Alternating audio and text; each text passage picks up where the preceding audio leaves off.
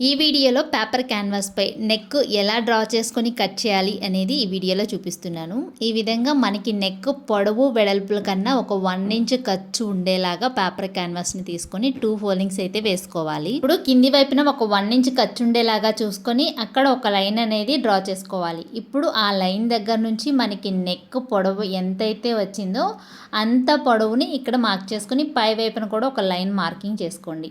ఇప్పుడు నెక్ వెడల్పును మార్క్ చేసుకోవాలి. నెక్ వెడల్పు ఎంతైతే వస్తుందో అంత ఇక్కడ మనం క్లాత్ పైన ఎలా మార్కింగ్ చేస్తామో అలాగే మార్కింగ్ చేసుకోవాలి. ఇప్పుడు ఇటు సైడ్ కూడా 1 ఇంచ్ ఖర్చు ఉండేలాగా చూసుకొని ఒక లైన్ డ్రా చేసుకోండి. ఇది పై వైపున మాత్రం ఒక 1/4 ఇంచు ఖర్చు అయితే సరిపోతుందనమాట. ఇప్పుడు మార్క్ చేసిన విధంగా అయితే కట్ చేసుకోవాలి. ఇది వచ్చేసి స్క్వేర్ నెక్ అనమాట. ఎలా డ్రా చేశాను అనేది చెప్పడం కన్నా చూస్తే అర్థమవుతుంది. ఇప్పుడు నెక్ అనేది పై వైపున కట్ చేయకూడదు. పై వైపున కట్ చేసామంటే బ్రాడ్ అయిపోతుంది. ఇప్పుడు పై వైపు నుంచి కింది వైపుకి 1/4 ఇంచు ఖర్చు ఉంది కదా, ఆ 1/4 ఇంచు ఖర్చు దగ్గర నుంచి మనం ఈ విధంగా నెక్ అనేది కట్ చేసుకోవాలి.